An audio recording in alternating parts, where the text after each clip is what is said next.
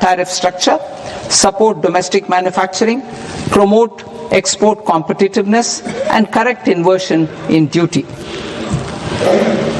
To continue weeding out long continuing customs duty exemptions, I propose to remove certain exemptions on items which are being manufactured in India or where the imports are negligible.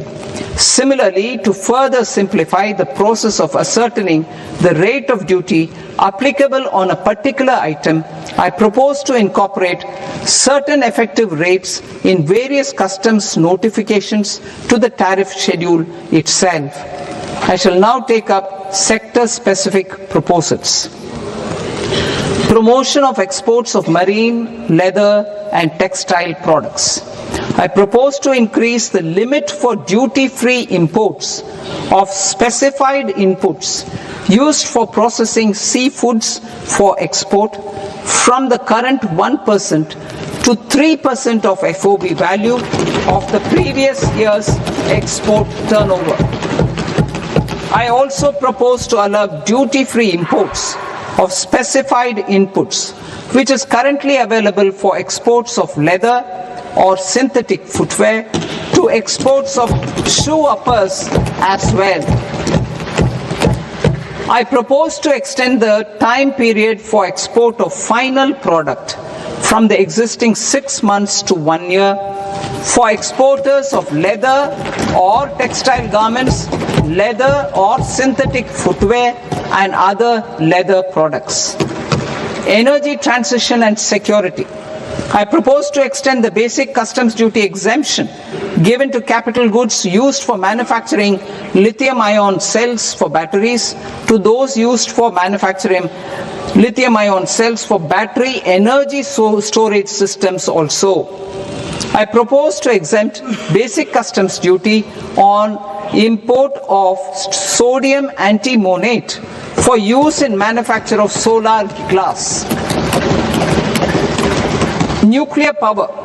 I propose to extend the existing basic customs duty exemption on imports of goods required for nuclear power projects till the year 2035 and expand it for all nuclear plants irrespective of their capacity.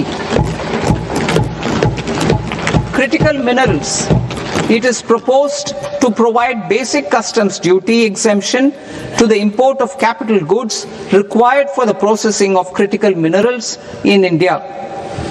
Biogas blended CNG. I propose to exclude the entire value of biogas while calculating the central excise duty payable on biogas blended CNG. Civil and defense aviation.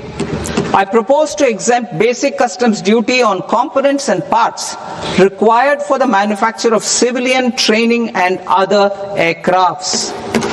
It is proposed to exempt basic customs duty on raw materials imported for the manufacture of parts of aircraft to be used in maintenance, repair, or overall requirements by units in the defense sector.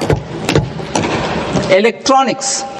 To deepen value addition in the consumer electronics sector, I propose to exempt basic customs duty on specified parts used in the manufacture of microwave ovens. Special economic zone. To address the concerns arising about utilization of capacity by manufacturing units in the special economic zones due to global trade disruptions, I propose as a special one-time measure to facilitate sales by eligible manufacturing units in SEZs to the domestic tariff area at concessional rates of duty. The quantity of such sales will be limited to a prescribed proportion of their exports. Necessary regulatory changes will be undertaken to operationalize the measures while ensuring level playing field for the units working in the DTA. Ease of living. To rationalize the customs duty structure for goods imported for personal use, I propose to reduce the tariff rate on all dutiable goods imported for personal use from 20% to 10%. To provide relief to patients, particularly those suffering from cancer, I propose to exempt basic customs duty on 17 drugs or medicines.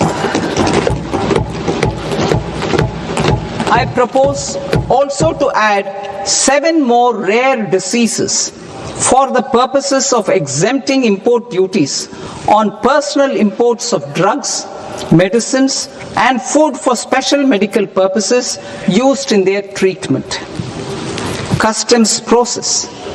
India's role and share in the global trade is poised for a major leap in line with our ambition and journey towards Vikasit Bharat. In this regard, I propose many measures for custom processes to have minimal intervention for smoother and faster movement of goods and greater certainty to the trade. Trust-based systems. I propose to enhance duty deferral period for Tier 2 and Tier 3 authorized economic operators, known as AEOs, from 15 days to 30 days.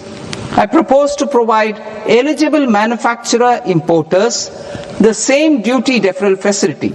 This should encourage them to get themselves accredited as a full-fledged Tier 3 AEO in due course. To provide greater certainty and for better business planning, I propose to extend validity period of advance ruling binding on customs from the present 3 years to 5 years. In the spirit of the whole of government approach,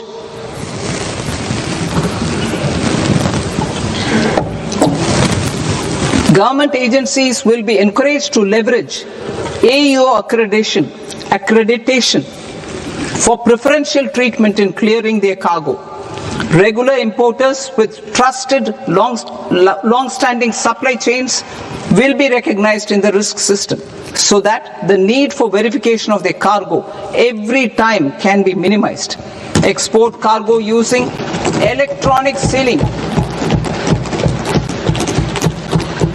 Export cargo using electronic sealing will be provided through clearance from the factory premises to the ship.